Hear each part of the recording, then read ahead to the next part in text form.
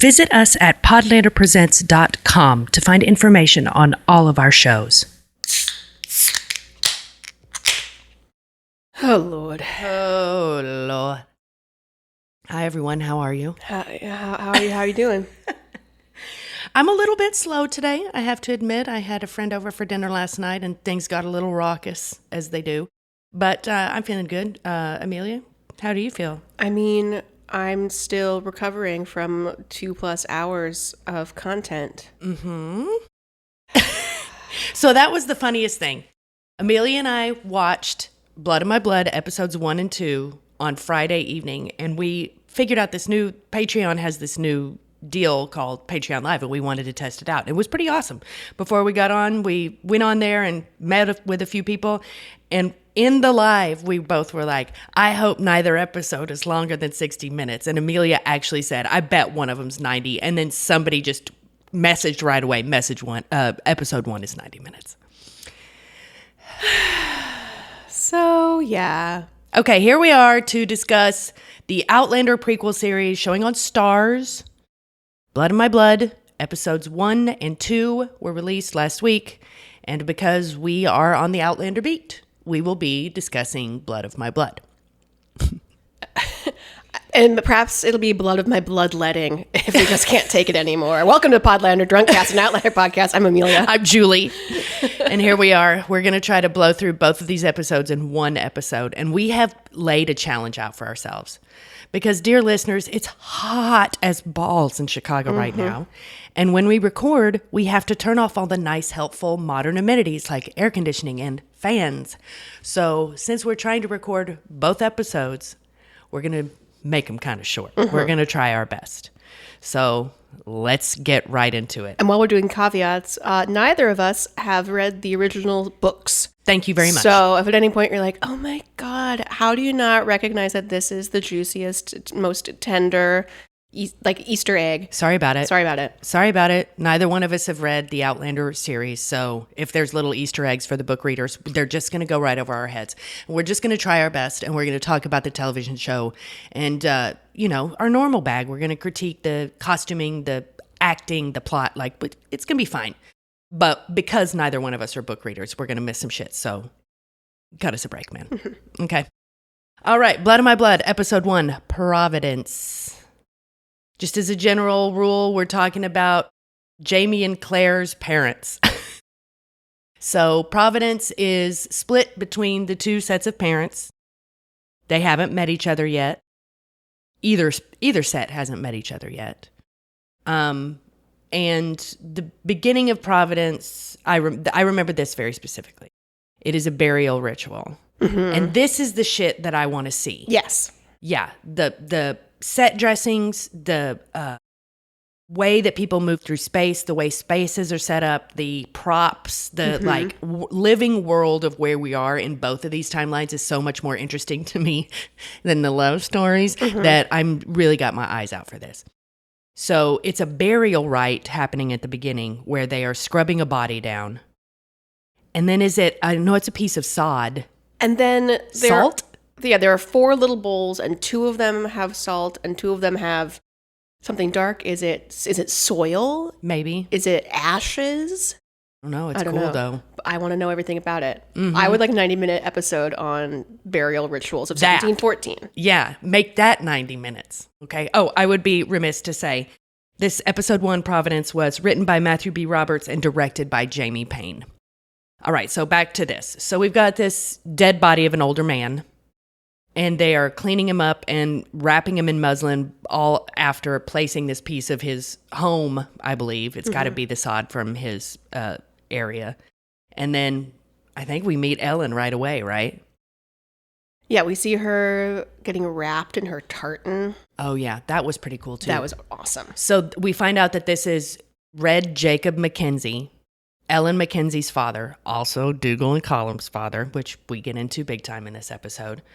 So Ellen Mackenzie is Jamie Malcolm Mackenzie, Alexander Fraser, whatever his full name is. I always forget. That's his mother. Mm-hmm. So we're getting a little eye glance into it. So first of all, justice for Jamie never getting to meet his granddad. Sorry, buddy. Yeah. Yeah, that sucks because this granddad is He might have been a butthole in some ways, but he's definitely not as much of a butthole as your other granddad. Yeah. Grandsire. Yeah. Yeah. I wrote Castle Leoch is so back. So that's where we are. Yeah. That's the ancestral home of the Mackenzie clan. Mm-hmm. And this is in 1714. Mm-hmm. Is that correct? So we're going back about 50 years before the main stuff. It's like 40-something years, right? We always are bad about this, once again, because we're not book readers. Jamie is born, we were talking in the early 1720s. Okay. And then he would be 20 years old when Clara meets him. So that is the 1740s sometime. Yeah. So this is 1714. We're definitely embroiled in clan politics here. We're going all the way back Highlander. This is all Highlander kind of stuff.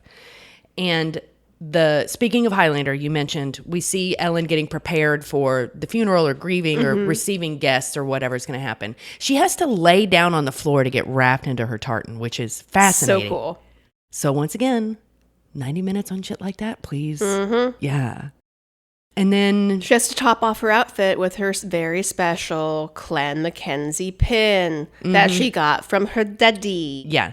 And then flashback. And then flashback. It's not just a flashback in black and white, Julie. It's a flashback in black and white with a drip of sepia tone, just so we don't forget that Ellen has red hair. Yeah, I wasn't a big fan of the sepia and or black and white tone flashback sequences. We know they're flashbacks. We know. I mean, here at Podlander Drunkcast, we have often kind of complained about how certain people might view their audience. And I know that occasionally people might need a helping hand. And I guess since this isn't really related to the story we've already seen, other than that the people are related, you know what I mean? Maybe it's like hey, this is before he died. Okay, I get it. But also, we get it. So anyway, flashback. Characters have died before in other media that we have consumed. We can handle it. We can get a flashback because really all you have to do is show her putting the pen on in the present and then the scene by the creek where he gives it to her. Then we know that's how she got it. And then we know, oh, it's her dad. Context clues. Yeah. So it kind of feels like she's putting on armor, frankly, which is also very cool. And this is the first time we see our Ellen Mackenzie, played by Harriet Slater. And once again, for the 3 millionth time, Outlander casting department. Elite. How are you doing it? You're perfect at your job. Perfect. We would die for you. This woman looks like Jamie's mother. Looks like she could have been Sam Heughan's mother. Like, really looks like it. And she's one of the highlights to me of the episode because I can tell I'm going to like her. I can tell that the actress is into this. She's doing a good job already. So, Harriet Slater. Good job. Double thumbs up. We find out that she's the girl that her daddy liked best. Yes. We see this in the flashbacks. There's one moment later, and maybe it's in episode 2 where he says, "If only you're more like me than any of the others. If only you'd been born with a cock." And it's we get it. We also get it. We get it. Your brothers are unbalanced, and you're the only smarty. Yeah. And too bad we get it. And all the protestations about like, my father promised me I'd never have to marry, but what will happen now? And little baby Mrs. Fitzgibbons. Oh yeah, that's right. Hold on, let me look up that actress's name while you go on. Is fretting about, oh, what'll become of you now? Thank God your sisters are already married, but maybe you'll find. Okay, fine. We get it. We get it. It's an economic proposition. Yes, I brought Greta Gerwig into Podlander Drunkcast again. Again, not the first time. It's the not like other girls narrative. Yes. That is just. And this brings up an excellent point for us to kind of like broach this subject that Amelia and I both had feelings about. There are certain stories that get told over and over and over again. And of course, that's just human nature. That there are stories that touch everyone, or they see something of themselves in them or kind of can empathize with them. But that doesn't mean that if you throw them all together, it's not a little bit boring, obvious. I don't know. In this episode alone, we have Romeo and Juliet, star-crossed lovers, that story that we all know, that chestnut. We have The Godfather.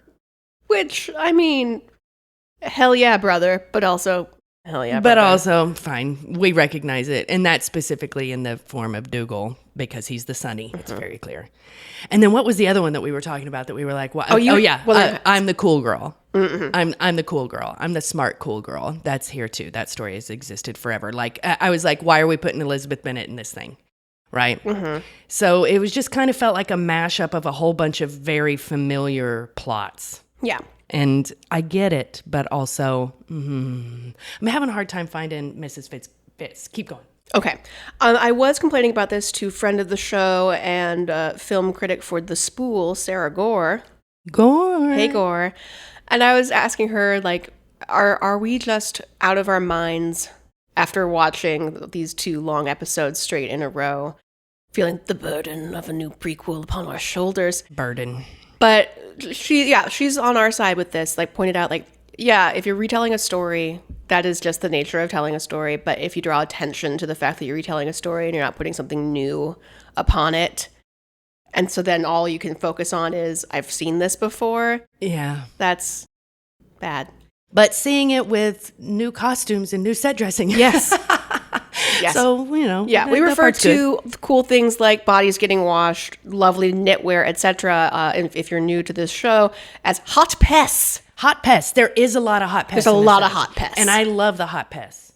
But anyway, so we figure out that now speaking of previous shows, there's a stramash because old Red Jacob never made it clear which one of his 2 sons was going to succeed him as Laird. And his 2 sons are Colum and Dougal. I believe Colum is the older son.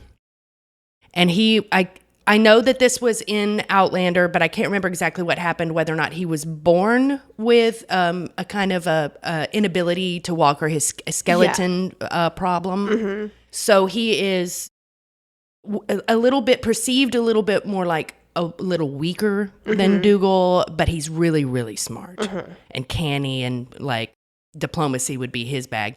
And then, we got Dougal, aka Sonny Corleone. I mean, he did bone a woman standing up that somebody behind a door at a party. Yeah, exactly. It's Sonny. It is Sonny. Don't go near any like turnpikes, okay, Dougal? Yeah, dude. I'm just telling you. No toll booths.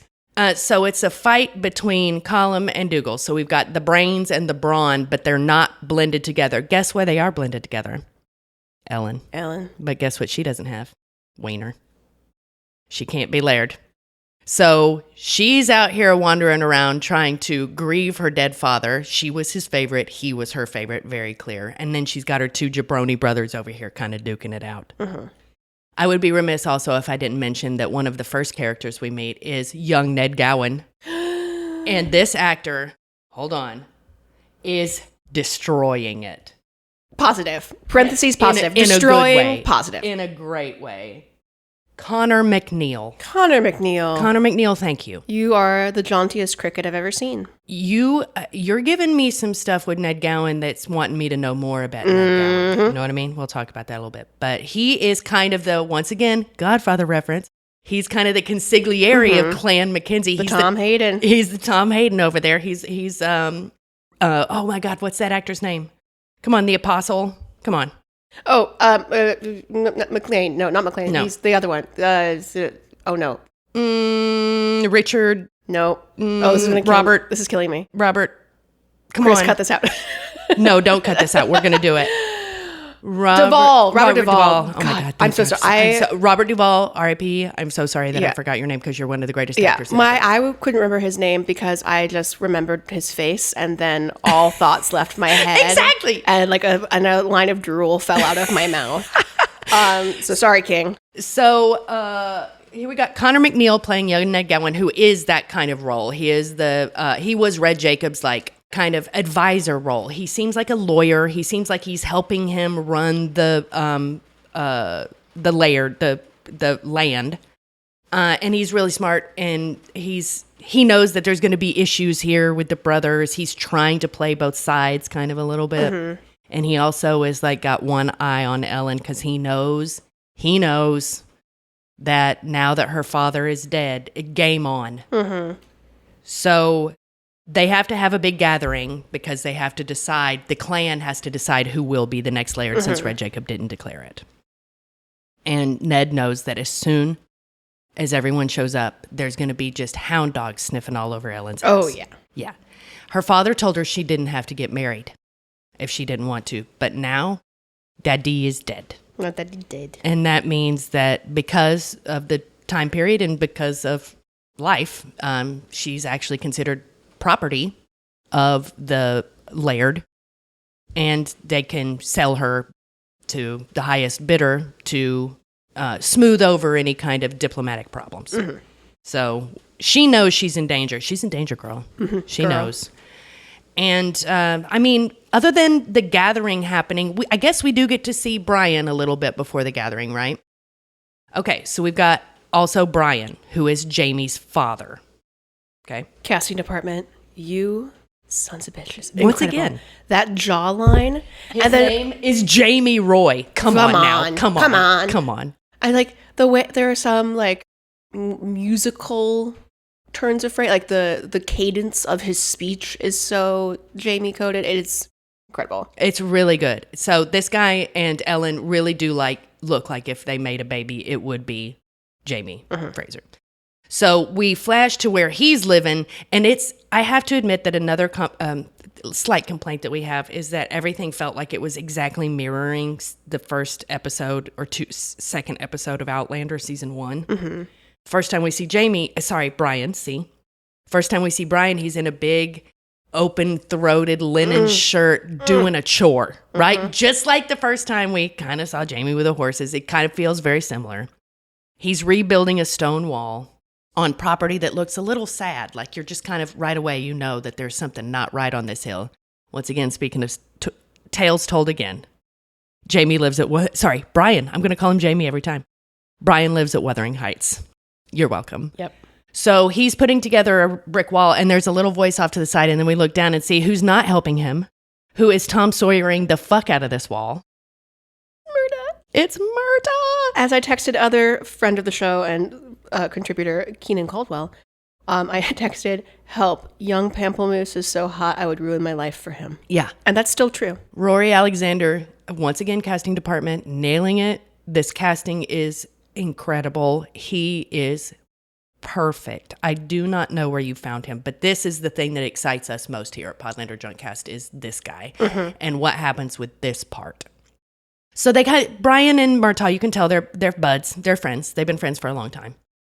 And they're just having kind of a doodly conversation about, is it about the gathering? Kind of they're talking about it a little bit.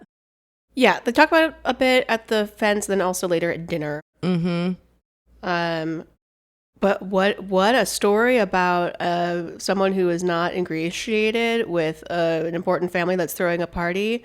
They won't recognize me. They won't know me. I can crash the party. They won't recognize my 6'7" ass with this jawline. Come on. No. Come on, whatever.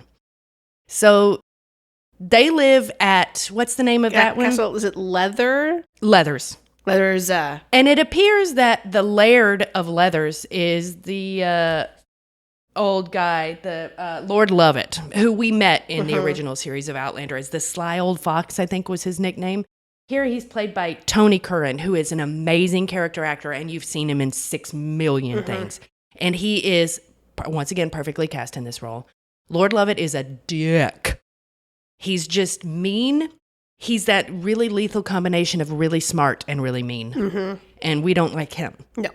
And you can tell that he is indifferent a little bit to his bastard son, Brian. We find out that Brian was beget by somebody who was not Lord Lovett's wife, but is still living in the house, and I have questions about that. I have a lot of questions. Was it the maid? Because she seems to know what's going on. Yeah. And she's the same one who comes out and is like, it's dinner time, boys. Yeah. Don't leave your da waiting. Yeah. So it might have been her, Mrs. What was her name? Can't remember. We'll meet her later very specifically when Claire's mother, Julia, comes into the plot. But it seems like she's kind of the head housekeeper of Leathers. And we do find out that Brian is a bastard. So my question is she his mother? Well, then, if that's so, where'd he get the black hair? She has dark hair. I don't know. Also, like, recessive genes exist. That's why redheads exist at all. Okay, first you're telling me that I have to believe that there are wee beasties causing diseases, and now you're telling me that there are recessive genes. I know, it's hard. So, Lord Lovett is just a dick. I mean, I don't really care about talking about them so much. We just know that frickin' Brian and Murtaugh are going to go to the gathering. Mm-hmm. The gathering at Castle Mackenzie. Yeah. Castle Leoch, home of Clan Mackenzie. Yeah, and the Frasers are not well regarded, or at least Lord Lovett isn't well regarded by the Mackenzies. Yeah, he got something taken away from him. I don't know if it was that he got busted doing something bad. Once again, please drop a note from book readers, like, why did this guy lose everything, and why, I know that that's what made him bitter and terrible. Or maybe he was bitter and terrible to begin with, and that might be part of why he lost all his shit. So it's tough times at Leathers, like I said, very Wuthering Heights coded. And at Leathers, dinner is served by a very interesting looking servant. A servant who comes into the room, and I am like, is the casting department of this show a wizard? Yes. Is it a literal wizard? Is it Gandalf with a crystal ball that just rubs it a little and is like, go all around the British Isles and find me an actor that looks exactly like this person would look 20 years ago in their life? Because this is our Julia. This is Claire's mom. We get to how she ends up in this terrible situation later. She's not even listed in the top cast. That's surprising. Hermione, that's right. Oh, yes. That's right. Now, her character name is Julia Morriston. That's her maiden name, obviously. And the actor's name is, please everyone sit down. If you are not seated, I want you to sit down for the most British name I've ever heard. You ready? Hermione Corfield. Well, old Hermione, good job. Yeah. Mm-hmm. Oh, I still fell down. I wasn't ready. So we see her come in, and she's looking like Claire. Like, this woman looks just like Katrina Balfe in a way that is, she doesn't look exactly like her, but so much like her that it's shocking. Yeah. And she's waiting on table at Leathers. How did this happen? And I did appreciate that we see these people as part of this story before it shifts to... Yes. Well, the future storyline. I was really concerned that they were going to zoom in on her and she would go straight to camera and say, I bet you're wondering how I got here. I kind of wish they did.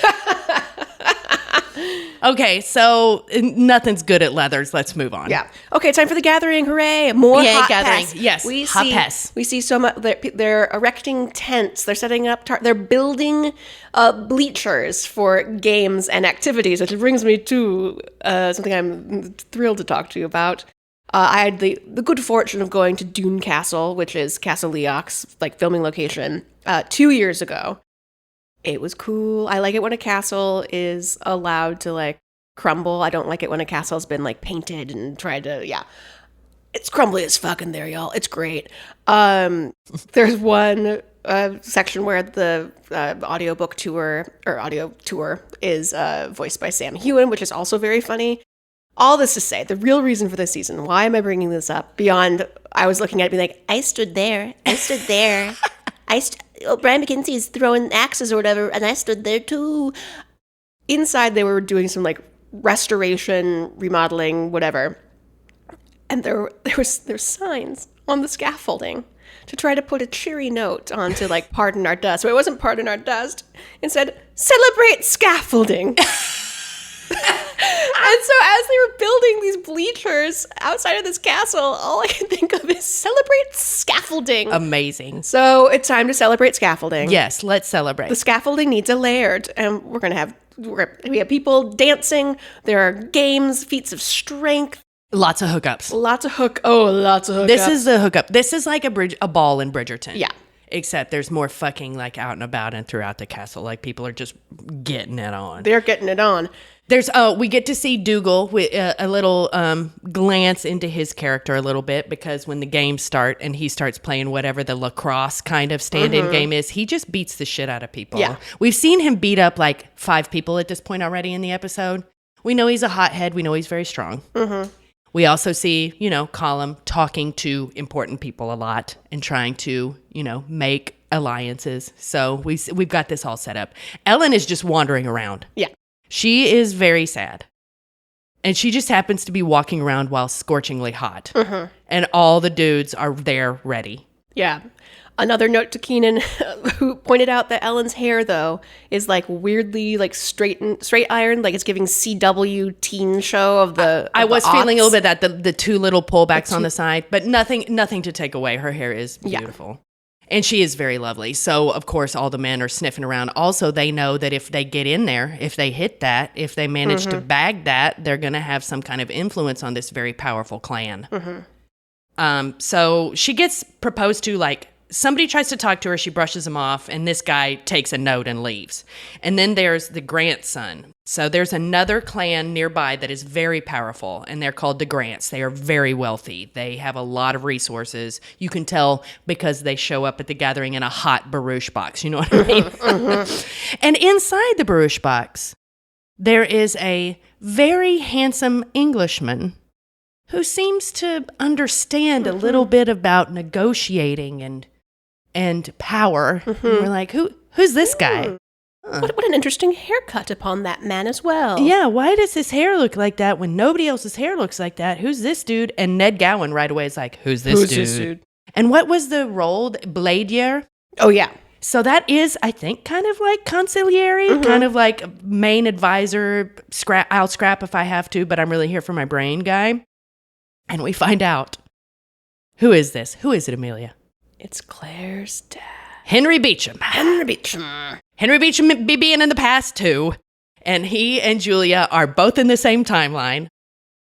This causes a lot of butterfly effect shit to my mind that leads a lot of times to things that I don't really relish. So we'll see how they shake out. I'm just going to do a little Julie's Corner right here. Psst, psst, come over here. I think that Julia dies in the past and never comes back. Okay, that's my prediction. Okay. But they haven't seen each other yet because we've got more story to tell. And what's the name of the Grant boy? The Malcolm. son? Malcolm Grant. See, and that's something. Where does Malcolm come back from? Malcolm, because that's one of Jamie's names. Oh, shit. So keep that in your pipe up top, because I think that's going to come back. But he puts on the best effort. Like, he follows her for a little while and tries to engage her, but he's a little bit of a pest, and she's trying to get away from him. And then he kind of gets a clue and goes away. But at one point, Ellen's just had enough. Yeah. And she goes and hides out in the stall. And here's another story we've seen a billion times. Amelia, Baz Luhrmann's Romeo and Juliet, 1714. We see each other through the slats of the pig hut. Mysterious person at party with a partially obstructed view making sexy eyes. Like, really? Mm-hmm. Really? Mm-hmm. Really? Mm-hmm.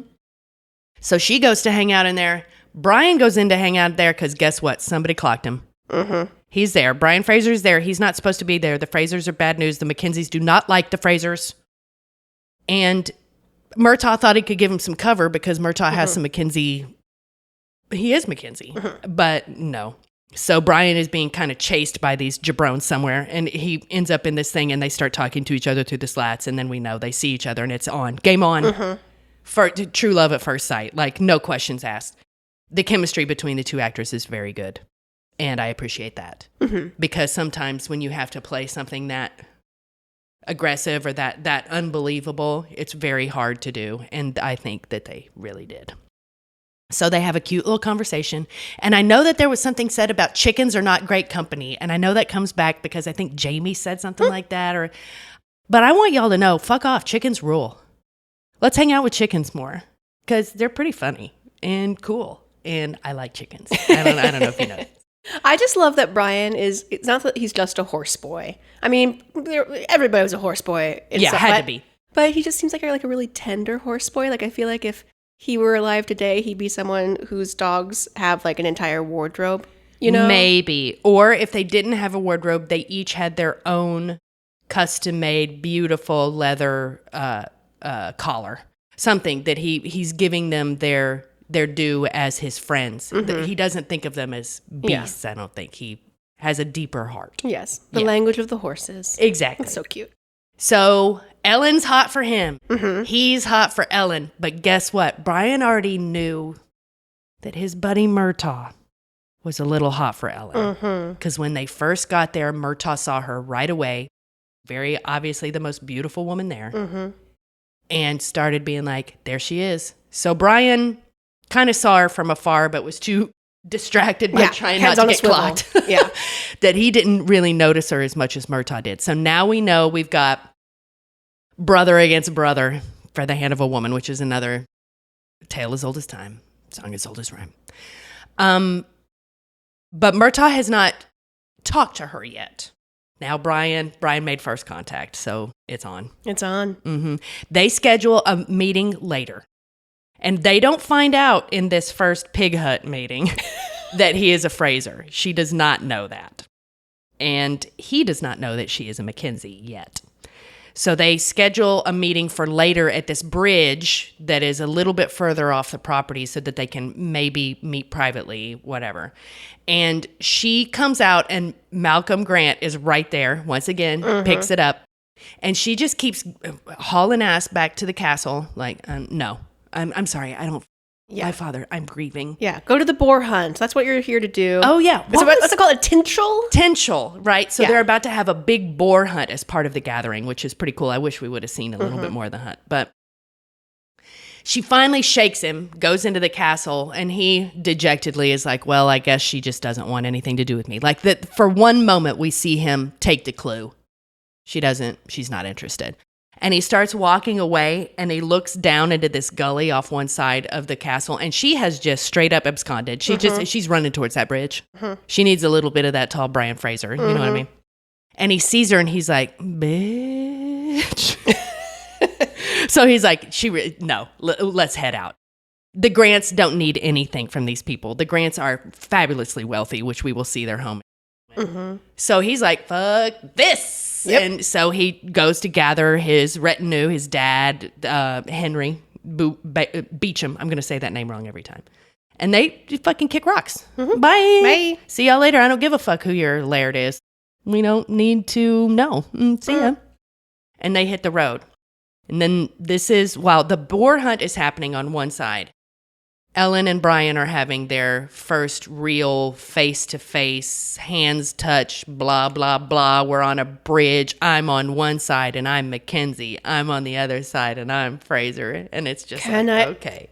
May I take another step toward you? Oh, are they going to meet in the middle of the bridge? Are they going to explain it to me more? Wait, so are they from different? Are they star-crossed? Well, there's two sides, both alike in dignity. Are they from different sides of the tracks? Although I would say maybe in this point they are not both alike in dignity because leathers can fucking suck. Yeah. But anyway, they figure out that their clans are like mortal enemies and this is bad news. Like, what are we gonna do, man? And then they touch hands and it's on. It's really on. Like, you just know that no matter what happens, these two people are going to end up together. Because actually, we do know that these two people are going to end up together. And let me just insert this right here. Sometimes I have a hard time with prequels because we already know what's going to happen, right? I don't know if anyone else experiences this the same way that I do, but we 100% know that these two people get together and have children. So Here it is. They met. It's on.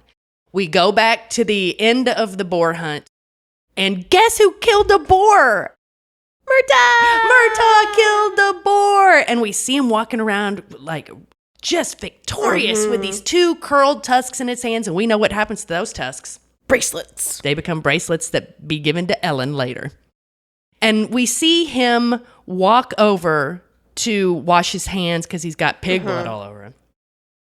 And once again, casting department, how did you do this? Oh my God. Here comes Ellen's sister, Jocasta, who we obviously know from the Outlander series from later in her life. And this actress, wow, once again, this is maybe the best thing about this show is this casting. It's so good. So the actress that plays young Jocasta, Mrs. Fitz, I found it. Mrs. Fitz, her name is Sally Messam. Good job. So we know that later in life, she's played by Maria Doyle Kennedy, that we have always in this podcast extolled how amazing she is. And there's something about her eyes that look exactly like this younger actress that we will locate. While you're looking. Okay, so Jocasta, who is married, but whatever, sees Murta washing his hands. And she kind of goes, auga, auga. And then, I mean, I think she probably is actually concerned that he hurt himself, but I think also is looking for an excuse to talk to this cute young man for whom, again, I would ruin my entire life. This poet. Oh, I hope that doesn't hurt. He's like, explains, no, it's not my blood, it's a boar's blood, because I'm the best boy in sports. I'm the MVP of boars. The chemistry between these actors. Very good. We know, obviously we know that they hook up later, like in life. Oh, I found her name. Okay. It is a Celtic name that is going to be difficult for me. Sadie, do you think? S-A-D-H-B-H? Sadie? Sada? Sad. Anybody who knows how to pronounce this, please hit us up. And her last name is Malin, M-A-L-A-N. She is perfect. She is perfect. And she's also incredibly beautiful, but because she's not Ellen, this actress, already in the brief moment we get to meet her here, and earlier when we notice that it's Jocasta, she knows that she's lovely, but she knows that nobody's ever going to look at her because her sister is like Ellen, supermodel, bright red hair, tall, crazy, But anyway, so Sadie, I'm going to say Sadie or Sada. Great job. But she has a hard-on for Murtaugh. And the chemistry between them in this conversation is like, there's crackling, there is repartee. It's almost like Murtaugh is, I don't know, protesting too much. Like, I already decided that I like Ellen, so I couldn't even possibly entertain the idea of being hot for Jocasta. Like, I really hope we get more of this. I would love to get backstory here. So when we rewatch Outlander and they finally do like hook up, the payoff is hot. Yeah, I think that they will. I think that this relationship will deepen because we know from Outlander that they do have a shared past. So I think we will see a lot more of these two talking to each other. And it's probably going to be because, which we haven't seen yet, it's going to be because Murtaugh sees Brian and Ellen and then he gets sad and then Sister's there and he's got somebody to talk to. I bet. It's going to be like that. All right, so Murtaugh has gotten the tusks. They have met on the bridge. And then, basically, to close this plot line out, there is, they can't find Ellen. There's a meeting of the Mackenzies, Colum, Dougal, Ned Gowan. They're having a very serious meeting about whatever they're going to do. Like, how do we announce who's going to do it? Who's going to be the next Laird? And Ellen is missing, and they get fucking freaked out. And because Dougal is Sonny, he hears that the last time she was seen, she was with Malcolm Grant. And so they hit the road to go beat the shit out of the Grants. But then they didn't know that in the Grants' barouche box, they had a ninja. Henry Beecham has been fighting in wars. He knows what's up. He gets out, jumps out during the attack and holds one of the Mackenzie men hostage with a blade to his throat and is like, do you want to kill your brother for nothing? And so they let everything go. And Malcolm is like, no, I left. She didn't want to talk to me. I haven't seen her in this many hours, right? And so this proves that Dougal is a big dum-dum. Yep. Cannot control his temper. Yeah. And Malcolm's like, there'll be talk, the Grants will not forget this, whatever. Yeah. So first of all, he shouldn't have just popped off like that. Secondly, he insulted the most wealthy laird in the area. That's bad. That is not what a laird would do, I don't think. So back to Castle Leoch, Ellen shows up. The brothers are livid because if she had been there, none of this would have happened. Also, check your tempers, whatever. And Colum finally is talking alone to Ned Gowan towards the end of the episode and is like, I know what we have to do. We have to offer Ellen to Malcolm Grant. And Ned, just sweating little bullets over there, is like, but your father told her that she would never have to marry. He gave his word. And Colum stone cold is like, he's dead. So is his word. Because he knows in the time, he kind of basically owns his sister now, so he can do whatever he wants. So we see this machination behind doors that they are going to offer this very quote unquote valuable, a premium female. They're going to offer her as reconciliation to marry Malcolm Grant. That's gross, but that's what's happening. And then we see, still in the past, we see Julia a little bit. In the first episode, do we see her more than the flash at the beginning? Because this is where I start to kind of lose track of what was in episode 1 and episode 2. Like, obviously, we know she's back there. We know she's at Leathers. We know that Henry is back there. We know that he is at the House of Grant. Episode 1 ends with the car crash. So, yes. Right. So we do see more of her. So we do. That's right. We kind of flash to the modern time. And I think this is our first real strong sexual content. Yeah. Henry and Julia are out in nature, just getting it on. Out in the Highlands, sometime 1917-ish, 1918, something like that, I think is the time frame. And they are straight fucking just in the grass. Yeah. And then they're on a blanket. Yeah, they have a picnic. You know what I'm saying? Picnic. And then they get into this cute little car. Once again, this is very, very reminiscent of Outlander season 1, episode 1. And they start driving down this road, and they're having a good time. You can tell that they have a lively banter. They're both smart people. They enjoy each other's intellect. Too much, because then Oswald, our credits dear. Well, before Oswald. Oh, yeah. They talk about, I wonder how Claire is doing. Claire has been born. We find out that Julia is pregnant, so maybe this is kind of like a baby moon situation. But yeah, Oswald, the credits dear, his great-grandsire. Somebody just jumps out in front of this car, and it's bad news. The car swerves, flips over, lands into a river. The river is very high rapid where it lands in, so the car just gets pulled away, and Henry and Julia get pulled down the river. Luckily, they're both okay. They manage to climb out. They don't have any way to get back to Inverness, which is the closest town. And they just start walking. And then how does she end up going to the stone circle? Henry has a rock in his shoe. That's right. A boulder. Yeah, that's right. I'm going to go up here and get the taller vantage point and like try to see if I can see any landmarks. And so up she goes. Buzz. Hear a scream. And then, ah! And then Henry runs up there and she has gone.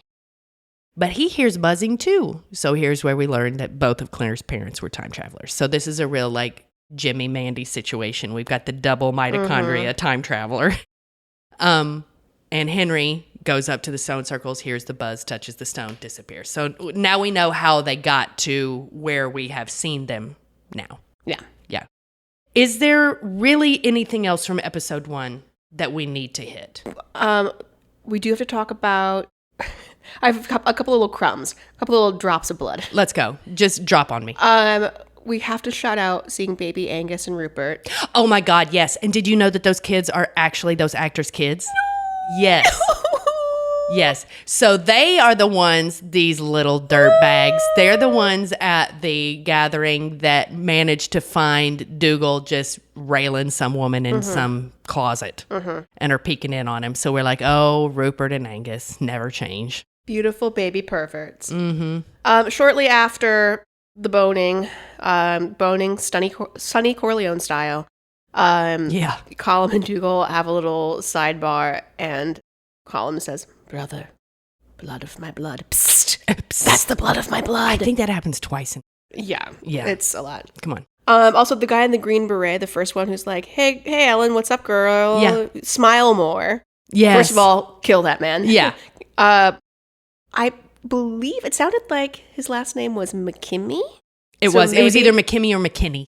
So maybe there's a Leary connection here. Oh, okay. Savvy. Maybe. Okay, that's everything I wrote down for episode 1. Okay. Well, thoughts. Let's go ahead and wrap this one up. The pest was hot. The pest was hot. The set dressing was amazing. The costuming, always elite. Props, all this shit. We love it. The stories. You're okay. I mean, I'm still here and I'm watching and we'll keep talking about it. The acting is quite good. Mm-hmm. Everyone is killing the material they're given. No matter how we feel about let's the material liven it itself. up, right? Yeah. Let's get a little bit more, and I think we might, at least on the older storyline, get a little bit of ritualistic stuff coming. I think, that's going to be really, really cool. Yeah. I'm looking forward to that kind of stuff. Yeah, I am desperate to know more about this particular period in general, but specifically as like pagan and Catholicism are, Touching butts. Yeah, touching butts. Like at the funeral, there's a whole ass priest with a dog collar, but then there's also antlers and shit. I know that I know that the internet exists and I could have these answers before me, but I know that once I pop, I won't be able to stop. All that to say, if you were listening and you are like a religious or whatever, anthropology, if this is your bag, if you're like, oh no, I know all about this, get in touch. Yeah, tell us about Special guest. because it is pretty cool, and I know that we're going to see more of that, and I'm excited about that particular thing. Great job, just generally speaking, to just the entire crew. The cinematography remains amazing. It's so beautiful. It is fun to watch. It's just that we know it can be so good, and we're rooting for you. Come on. Lift it up. Let's go. These actors deserve it, especially Rory Alexander. Come on. I cannot wait for this sad Murtaugh shit. He's so good. It's going to be so good. Okay, so episode 1, Blood on My Blood. We're going to give it cautious middle thumb up. I'm just glad it's here. I'm glad it's here. Let's keep watching and keep finding good stuff. Right? Yeah. Okay. Bye.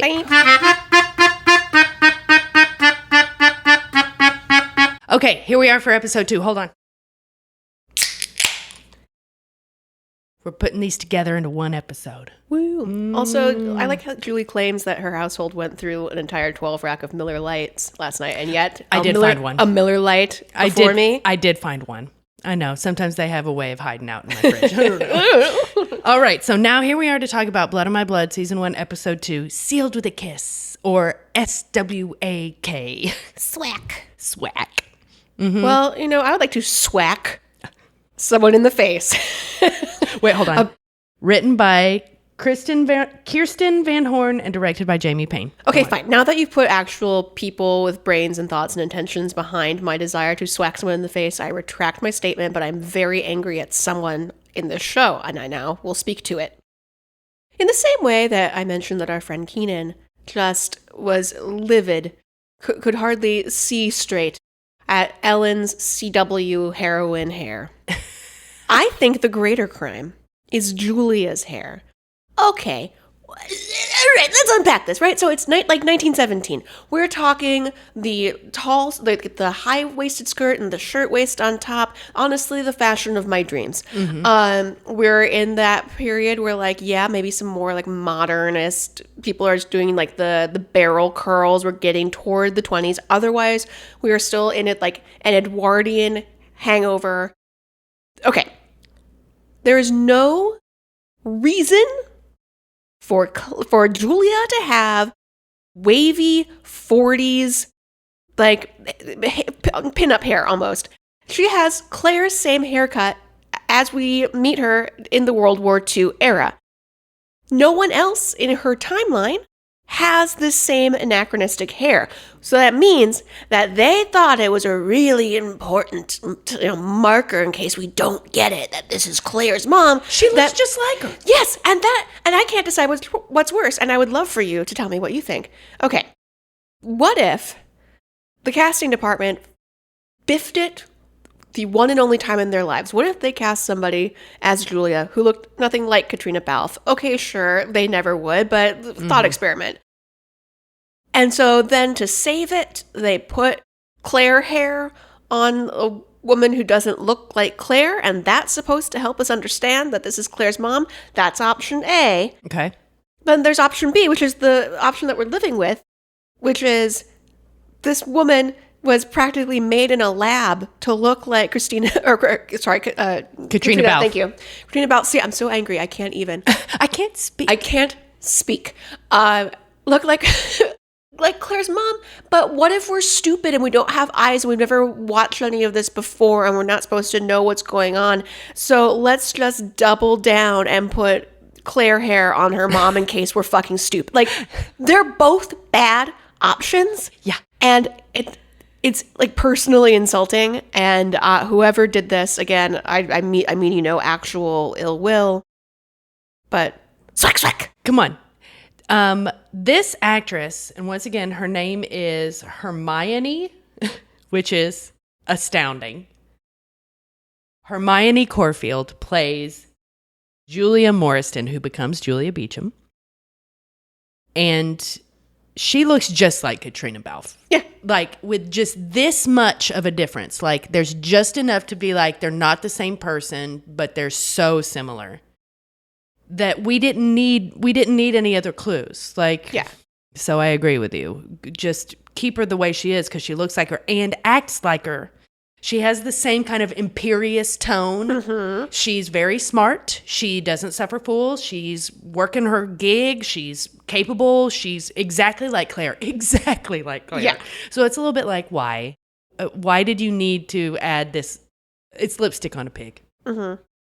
But anyway, this episode is the Henry and Julia storyline, starting in World War I, 1917. This is before they meet.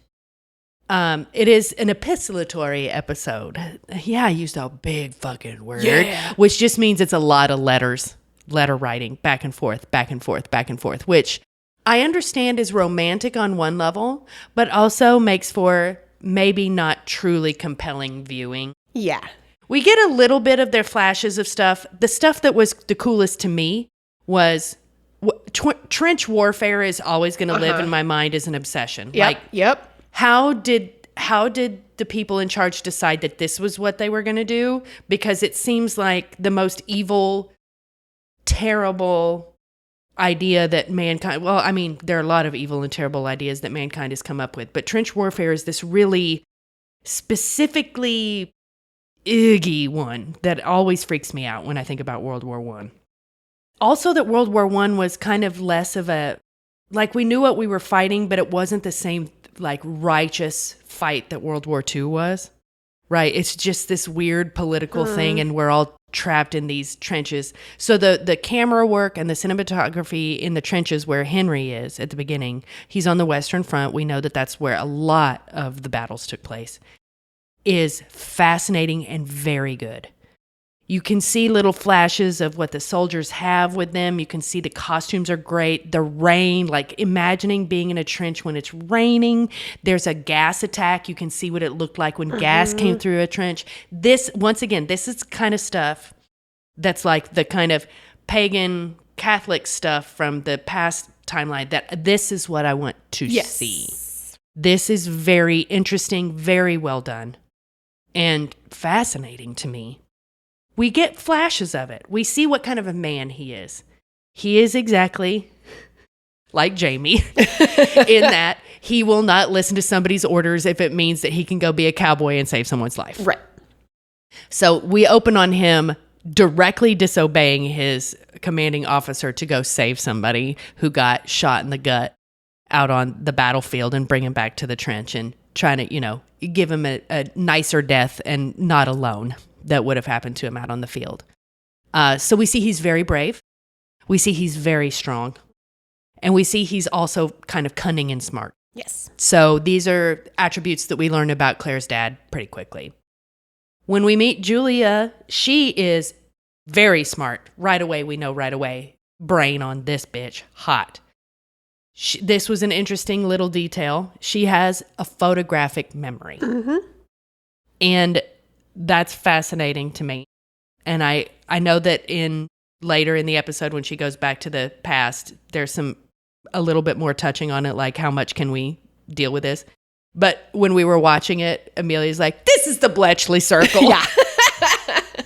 So she works in the War Office in London. And basically it's like her and a bunch of other women who are getting letters from the front and redacting like place names, any identifying characteristics, like war, just trying to keep whatever they're trying to do. I still don't understand why they do that. I guess it's so that if somebody got one of these letters, they wouldn't know where somebody was. I don't know, whatever.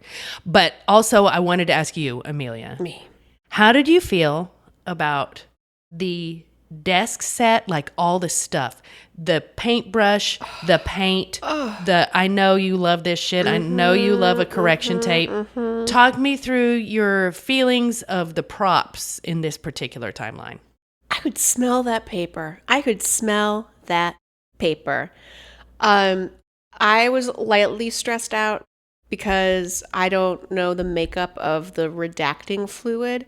And like, what if somebody wrote their hasty but possibly last ever letter to dear old mom, and it bleeds through to the other side, and because the paper was too thin, and then they can't read the other side either. Surely they solved for that in real life, and I'm choosing to believe that's how it happened. Yeah, but it's like this enormous office of all these women. Once again, this is another fascinating thing to me, is what happens to women during wartime. Because always women are offered jobs to help support the effort. They get to leave their homes. They get to use their minds. And then as soon as the men come back, it's get back home, bitch. Mm-hmm. So this is a woman she's not married. She's single. You can tell that she is kind of a professional woman no matter what. That she's just lucking out that she gets to live this life right now. And she hasn't been forced to marry someone. But yeah, so she's super smart. We find out she's got a photographic memory. And then one day she opens up a letter to redact it. And it is I will say this, incredibly well-written letter. Yes. Henry's first letter that she reads, I'm going to tell you that if that was my job and I opened up a letter and I read that, I too would be like, who's this? Yeah. This man is a cut above. This man is a thinking man. This man sees beauty. This man, like, I understand that this man is just a deeper thinker, for lack of a better term. On top of that, he's written an open letter to anyone. Mm-hmm. Why are we doing this? I see all these things. I understand fighting. I understand these things, but I need to know why, because he's seen the worst. And this is when we get that great montage of like the gas attack and like how pointless and just sickening this particular war was. I mean, they all are, but World War I is just, I don't know, it's a different kind of mindfuck. So Juliet reads this letter and immediately is like, yoink, I'm gonna write back to this brother. And then we get their romances through letters. Once again, it is very romantic, but it's not very fun to watch. It's not very compelling viewing. We do, however, get to see a lot of like set interiors, props, accoutrement of time period. Once again, that's something that both of us really love. Oh, yes. And one thing we missed was I guess there were planes over London in World War I. I think what happened was, because like when we were watching this, we're like, oh no, we're stupid. How else could Snoopy have been the Red Baron if there weren't planes in World War I? I think it was so short in the trailer that we didn't immediately clock that they were biplanes. And so I think seeing a plane that is clearly old-timey but not immediately recognizable as a biplane just doesn't read as time period. And we do get to see in one of the flashbacks, Claire looks out to see the planes over London and a bomb gets dropped somewhere near her home. I have no memory of this particular campaign in World War I where London was bombed. I know about the Blitz in World War II, but so this was kind of a surprise to me. Yeah.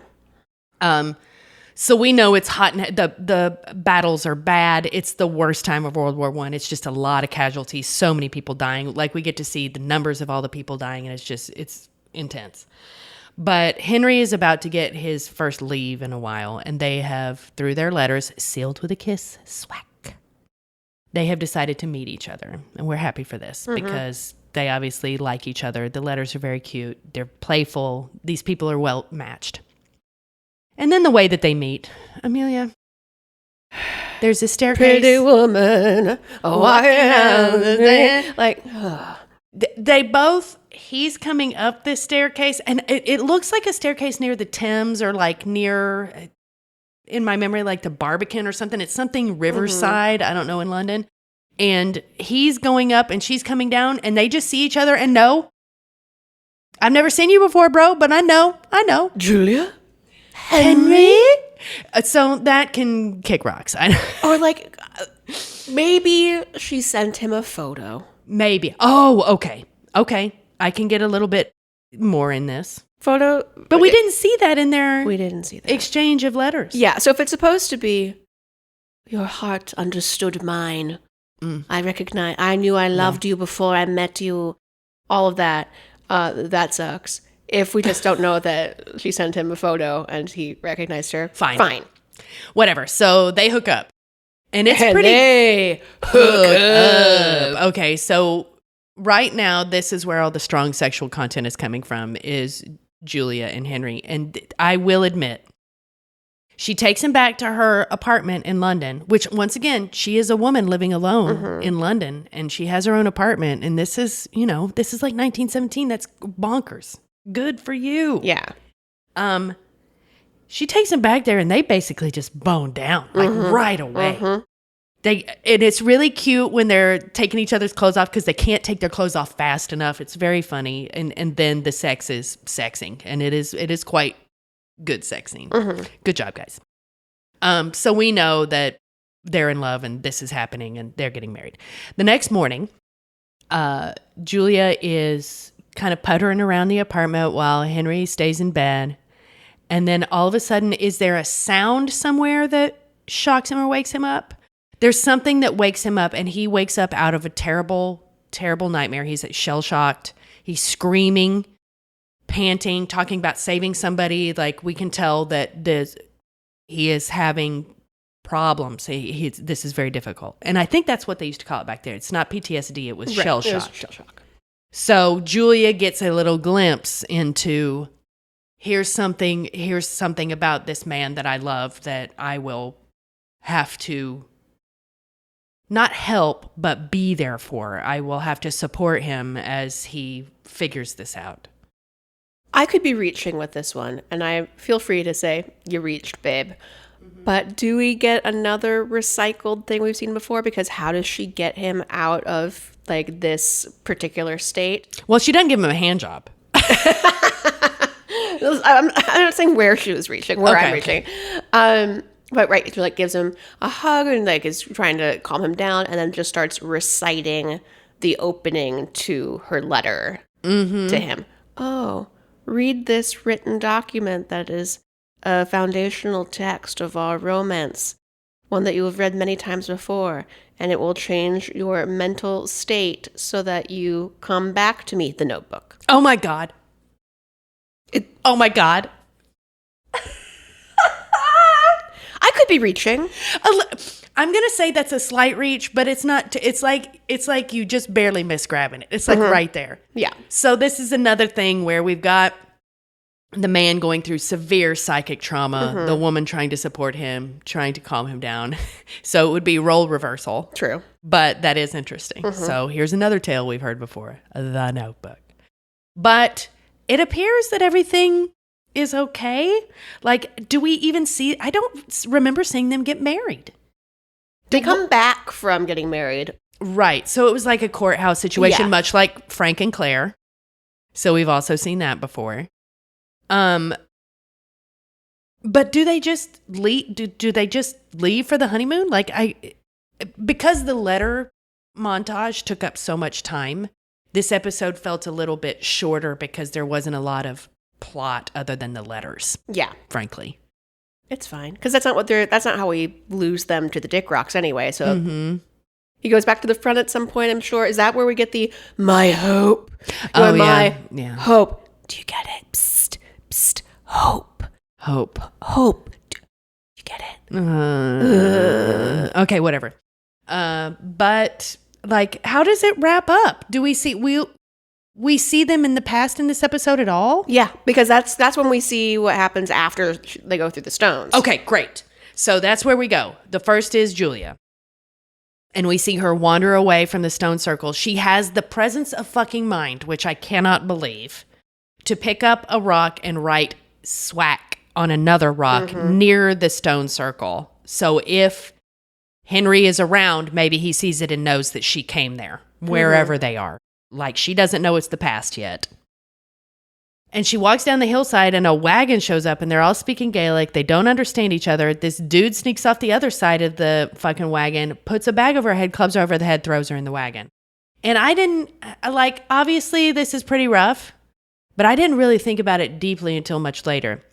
So she gets taken to Leathers. This is Lord Lovett, who we've already talked about as a real dickbag.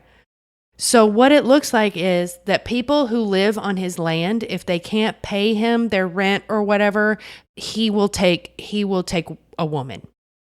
So it feels like maybe not the first time these people have done this, because the woman in the wagon is just kind of like resigned. Mm-hmm. So it's really upsetting. Yeah. So this lair just has all these people out here. Whenever there's a woman alone, kidnap her and bring her to my house. Mm-hmm. Ugh. So Julia gets kidnapped and forced into servitude at Leathers. And everyone is already on her from the very beginning. Like, don't be alone in the same room with the laird. Try to avoid him. Try to be invisible. Mm-hmm. And here's Julia. She is... I have to admit that maybe she wasn't freaking out enough for my liking. But I guess there was no point to freaking out, right? Because you're trapped. Like, there's nothing you can do. And then she becomes a maidservant at Leathers, and it's bad. And we do have a montage to see that she's been there for a while. She's learned how to do laundry by hand. She's learned how to do all this shit. We know she's a very capable woman, so maybe it didn't take her that long, but it feels like she's been there for a minute. Yeah. Right? And she keeps like dodging Lord Lovett, like leaving the room before he enters or whatever. But then we see her. She's like, I got to get out of here. I got to get out of here. And she finds his office and goes in under the pretext of dusting to start pulling maps so she can start figuring out where she is. Mm-hmm. And she's like looking at them, and we know she's got a photographic memory. So she's trying to figure out how far away she is, I think, from Inverness. Like, how can I escape? Whatever. There's a near miss where Lord Lovett comes in and she manages to escape, but you can tell it's going to happen. Ugh. And then she tries to escape. Mm-hmm. One night she runs away from the castle and gets stopped by Brian on a horse. Like, hey, just get on the horse and come back with me. She's like, no, I've got to go. And he's like, my dad's guy is right over there. He's going to beat the shit out of you if you don't come with me. Yeah. And she's like, I'm going. And then she starts running and then dragged back. So Brian feels for her. Mm-hmm. Brian, you can tell that Brian is a sympathetic ear. And this means that Jamie's dad and Claire's mom have met and are kind of friends. Mm-hmm. So here's, I think, the first touch of that, right? Yep. So once again, the butterfly effect troubles me. But we will see what happens. After that, she just gets sent back, and the maid, this is why I think maybe the maid is Brian's mother. She, once again, resigned, just pure resignation. Mm-hmm. I'm a woman in this situation that can't do anything about this situation. He just tells her, you just need to fucking shut up and deal with it. And it's pretty rough. And then we see Julia like wander out of her room and then go to the edge of the castle. And I'm like, jump. Yeah. Jump, ho. I would jump. But then this is why I think that Julia may die in the past. There's going to be something that happens either with Henry or not. Mm-hmm. I just think that her situation is the most dire. Yeah. So that's where we know that Claire's mom ends up. Claire's dad. Oh, we forgot. When she comes through the stone circle, before she gets clubbed over the head, she looks down and the little sapphire in her wedding ring is gone. So we get to see a little bit of the stones taking a gem. Mm-hmm. Yeah. So that's a little Easter eggy thing. Henry runs up after he pulls the boulder out of his shoe, runs up to the stone circle to try to find her, and he gets sucked in. And he comes out. Once again, nobody says anything about the way he looks or his haircut or his clothes. Like, just, I guess people don't care. Everybody's going on about their lives. Like, I don't know. But he also lands in, like, 1714 or whatever it is. And does he just walk into the town or does he get a ride? Like, how does he get to that pub? Footage not found. Yeah, I do not remember this, but he ends up in this little tiny town or somewhere. We don't know how close it is to Leathers or if it's even in the right direction from the Stone Circle to Leathers. We have no idea how far away he and Julia are from each other. But he ends up in this little pub. There's a meeting happening that has to do with the Grants, the laird, the Grants that we spoke about in episode 1, very powerful. And then there are these other clan chieftains that are there talking about ceding land to the Grants or something that they owe them. And Henry is just sitting there kind of like watching it go down. And at one point he says out loud, like, I don't know why he couldn't stop himself. But he says out loud, I'd be wanting to have that deed on paper. And then somebody takes him out to a well and is going to drown him. But then, who's in there? Young Malcolm Grant. And buys him an ale. Yeah, buys him an ale and then comes and saves him from the guys that are going to throw him down the well. And is like, I think you need to talk to my dad. Yeah. So, Malcolm Grant, here we go. Malcolm met Henry. Malcolm becomes a name somehow. There's something there. So Malcolm takes Henry back to, I can't remember the name of the Grant home. It is lush, y'all. Comparatively new construction. Looks like Pemberley, kind A of. fuckload of wainscoting. Yeah, big gardens. Like, this is money. And he's introduced to the laird of the Grant clan. And the laird at first is a little bit like, what do you want? Where are you from? And everybody keeps calling them Sassenach. So we get to see, we know that he's an English person in Scotland, right? And Henry is trying to be cool, man, cool. And he's like, I'm just in the area, whatever. And he said, you said something. What was it that, because Malcolm's like, tell him what you said at the pub. And now Henry is a little bit like, I'm nervous. Like, I can see the power here and see the money. And he's like, well, I just noticed that there were a lot of people talking about ceding their land, but not a lot of documentation. Right. And the laird is like, how would you ever second guess my bladier, who was one of the guys that tried to throw him down the well? So his like Tom, what's his last name? The consigliere in Godfather? Hayden. Tom Hayden. His Tom Hayden was one of the guys that tried to be like, don't be talking about no deeds. And then we find out that maybe that guy was in on some kind of land grab or some kind of like scam against Laird Grant. Grant finds out. Oh, that's right. Henry's like, go search him. And if you find a sack of money that you don't expect. Oh, yeah. Then you know I'm right. And so the Laird sends some strong guys in there to do it. And they come back with this fat sack of ducats. And fucking the Laird is like, you know what to do. Do you want a job? I think I could use someone like you. There's an opening in the Hagen department. Yeah. So Henry becomes like a counselor to one of the most powerful lairds, like right away, which is the exact opposite of what is happening to his poor wife, who is, without question, smarter than him. So it's just this, oh God, always a reminder. There is no good old days. And Henry gets a house as part of his job. He's the cutest little house with a lovely, long, winding drive to get to his cute little house. Many features of the drive. Gravel. Grasses. Perhaps a flower in the daytime I haven't seen. The head of the guy who had the job on a stick. Yeah. Ex-dude right there. It's like, don't fuck up. And then do we see, then it's kind of like we see him in episode 1 kind of right after that, right? Yeah. There's not really any resolution to this. It's just like, you work for this guy now. I think so. Sorry, I backtrack. I almost didn't listen to you just now because I was thinking about how it would really have been wonderful if the previous Blade Ear's head on a stick was wrapped in newspaper.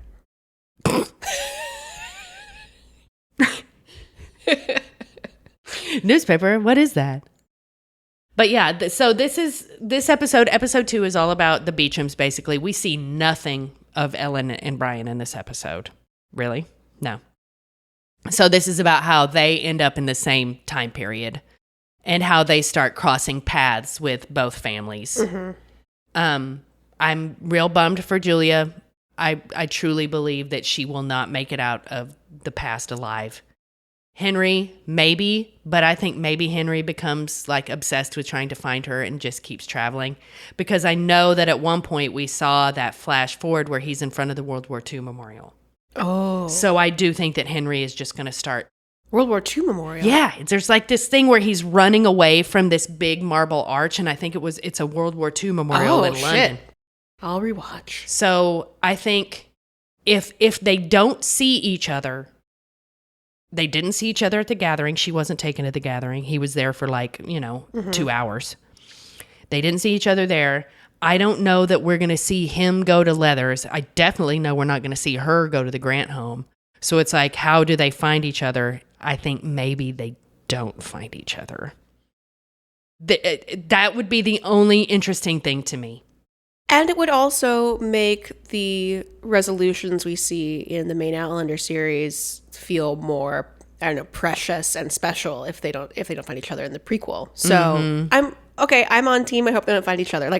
Sorry. I know that's not romantic. Sorry to these people. Yeah, that's not romantic. But what we know about Claire's past is that her parents are dead and she was raised by Uncle Lamb. And we've heard Julia and Henry refer to him. So I believe Lamb is Lamb the guy that was in the trench with him, or was it his brother? Thank you. There are two pieces of name fuckery that we need to talk about. Okay, go on. Okay, so let's do the Lamb of it all. Okay.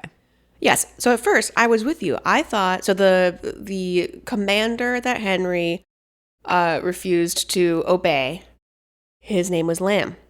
So when I heard that, I thought, oh my God, maybe they don't agree right now, but they're going to become war buddies, friend of the family. Uncle Lamb. Mm-hmm. And then in the future, Uncle Lamb.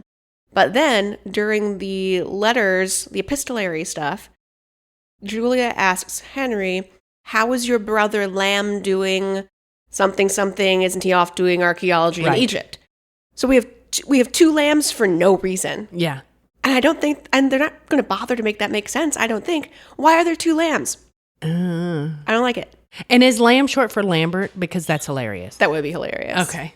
But anyway, so we know that Claire is with whoever Uncle Lamb is this whole time. And because of Outlander previous, we know that she's raised by him. So maybe her parents never come back. Yeah. And to me, that is more interesting. That is more interesting. Lamb number 1 begets the other piece of name fuckery that we must speak of, and of course, that is the kid that Henry drags off the battlefield is named Willie. I forgot about that. Yeah. For just a moment. Yeah. How was it? Did it feel good to not remember that for a moment? Willie, Hope. There's just a lot of things floating around in the air that make me a little bit nervous. But I do think that there is a way out here, especially with this storyline. If it is we keep trying to find each other and missing each other, that would be very compelling. Especially if Julia finds her way out of Leather. She has, I just hope that this isn't where she dies. I think she dies in the past, but I hope it's not in these circumstances. Yeah. Yeah. We also need to talk about Ned Gowan real quick. Oh, yes. Toward the end of the episode, he's talking to Henry. They've been traveling, doing business. Part of the reason that Henry took the job beyond please don't kill me, I'm sorry that I'm a loudmouth. They were like, oh, you're looking for your wife? You're looking for this woman? We travel a lot in this job. Come on around. This will be a great way to see the country. Yeah. We have to gather rents. Yeah. And so Ned has a little heart-to-heart in the barouche box with Henry and is like, you've been looking for a woman all this time. And no woman is meeting the description that you keep giving us. So is it possible that this woman doesn't exist, that you haven't met this woman, that you're perhaps looking for something or someone else, because there are ladies aplenty. Yeah, and Henry says something like, I have a very particular taste. And it's like a little light bulb comes on inside of Ned Gowan. So then, is Ned gay? Or does Ned know how to like help a brother out and find safe romance? Either way, I'm down for Ned Gowan pimp. Yeah. Yeah. That's tender Ned. Tender Ned, understanding nuances as he always has. And also maybe making some money on the side. Yeah. I mean. So I'm fascinated to see where that goes. Well, we're excited. We're most excited about young Pamplemousse, and then right under that is young Ned Gowan, because what a fascinating character, obviously. So we're really happy to see him come back this way.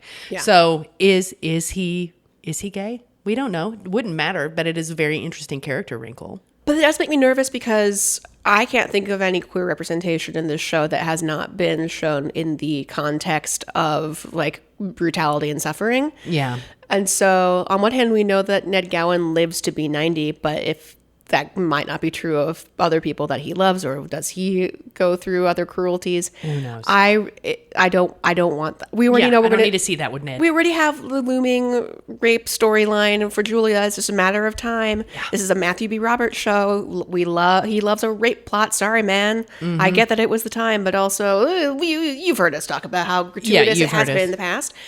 So not Ned.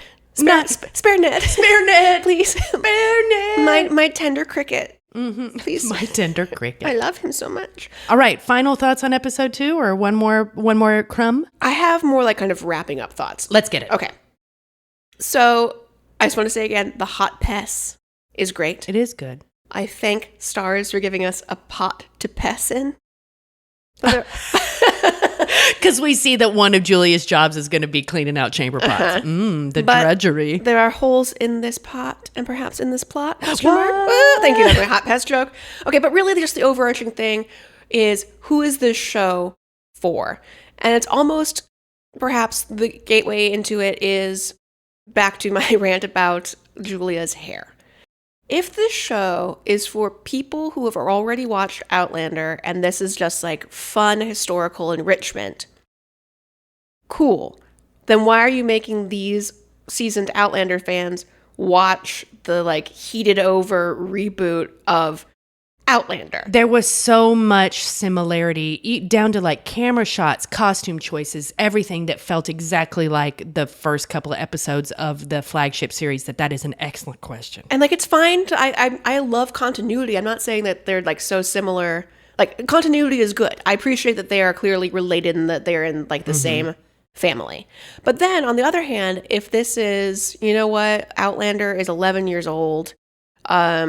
There's a whole new generation of premium females who are finally old enough to like see strong sexual content. Let's get them in this way, and then we have built in future Outlander watchers, and so just, keep the residual gravy train going, which make that money, get that bag, congratulations on your bag and your like 7,000 fancy horses or whatever you spent your money on diet and a Gabaldon, okay? But like, if this is supposed to be for newbies, then it makes too many assumptions about the world that we're in, knowledge we should already have, and instead spends its time explaining basics of like forbidden love, a concept. Have you heard of this concept before? Sexism.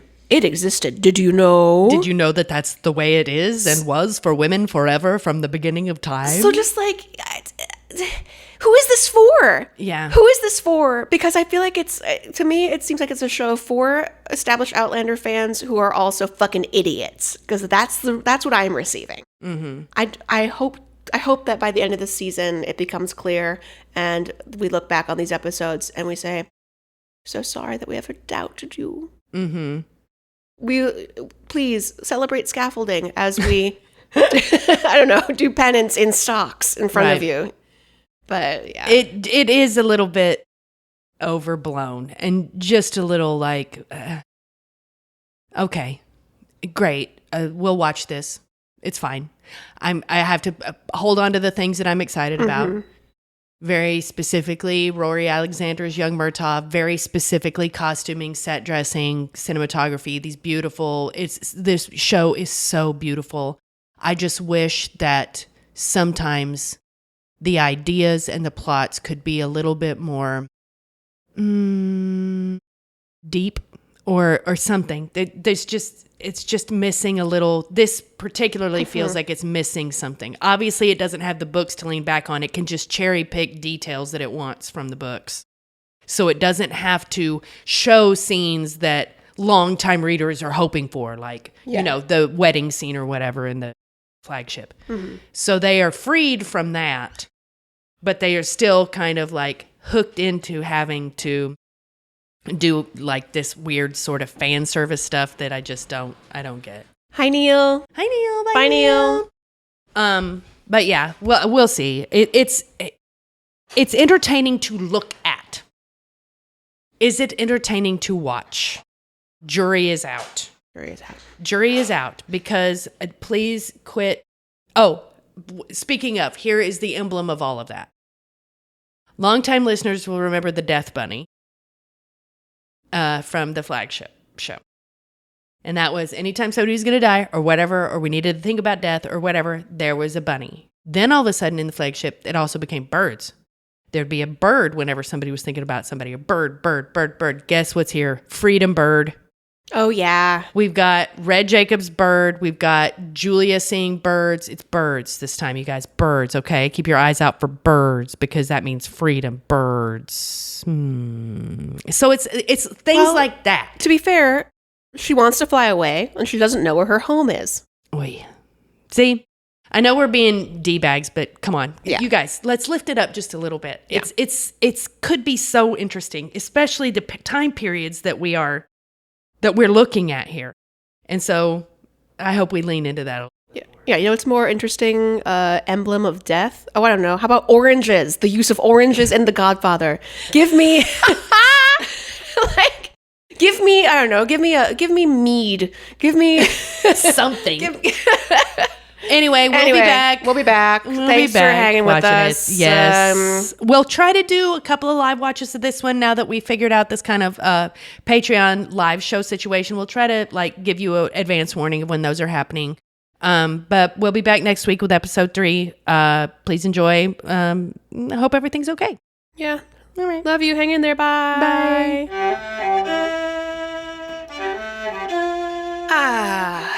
That was amazing. So, excellent. Words escape me. Yeah, excellent. Excellent is the only word that I can think of. Anyway, thank you all so much. Thank you so much. We would like to hand you each an award for excellence in listening to our bullshit. You all very much deserve it. Yes. But yeah, thank you for listening.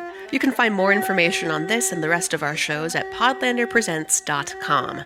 You can also find us on Instagram at podlandercast, at podlanderpresents, and at other various Instagram handles for our other various shows. Our Instagram and website are wrangled by Amelia Ham on the Loose Bazell. Woohoo! That's me. All Podlander Presents programming is produced by Allison Shoemaker and Julie Starbird. Our editor is Chris Barrett. Thanks, Chris. Thanks, Chris. Oh my God, seriously, thank you, Chris.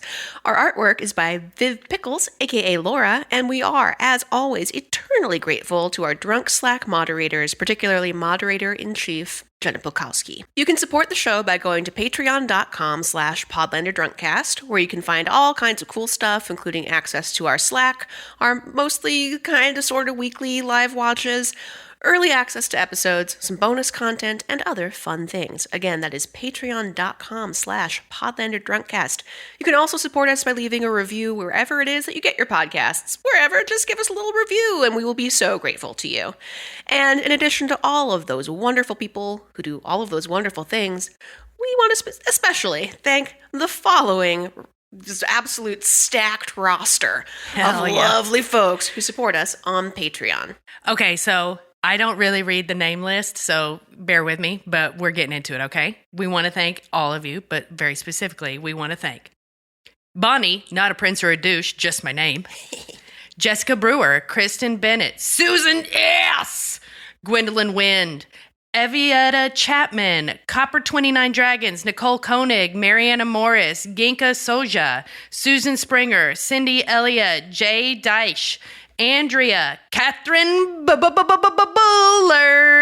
Vanessa, Rebecca's Gift, Amanda Chappell, Kristen Z, Melissa Mendez, Leslie Jamie, Jennifer, Tara Ross, Victoria Pegg, Aditi Joshi Parker, Laura Coach Mama LT, Tracy Stewart, Amy Allison, Brenda, Shayna Vaughn, Aaron, Diana Sprague, Ashley LaHue, Doc JWS, Karen Shane, Elisa Kerkowski, Tanya Rick Stair, Amanda Miller, Megan Rich, Kate Snipes, Ann Romeo, Naomi Beckman Strauss, Sydney Taylor, Alyssa McGuire, Laura Mahoney, Ashley Winteroth, Midnight Burger, Anna N, Dakota Girl, Margot Mansfield, Snazzy Knack, Lisa Brian, Julia Gulia, Kathleen Martini, Jessie Massey, Taryn, Kelsey Kemp, Emily Day, Caitlin Reddick, Katie in Kilts, Molly, Maria DeVito, Rachel Akbar, Kristen and Emerson, hi Emerson,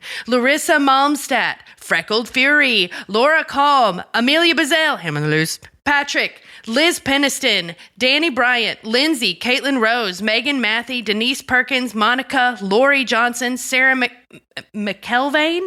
McElvain. I'm going with that. Brittany Hulbert, Amy Gustafson, Rachel Townsend, Meredith Kersey, Amber, Liz, Kelly Mazzella, Chantel Salters, Mary the Falling Statue, Karen J. Young, Philip Nako, Tara Lucchino, Viv Pickles, Mary of the Grapefruit, Jean Kiesler, Christy, Jenna Polkowski, Scotty Caldwell, Ann Gibson, Kristen Flannery, Katie G, Tori Bryan, and Kiki the Wise. Thank you all so much. We're just going to keep doing it. So keep listening, man. Yeah. Yeah. Thanks. Bye. Bye.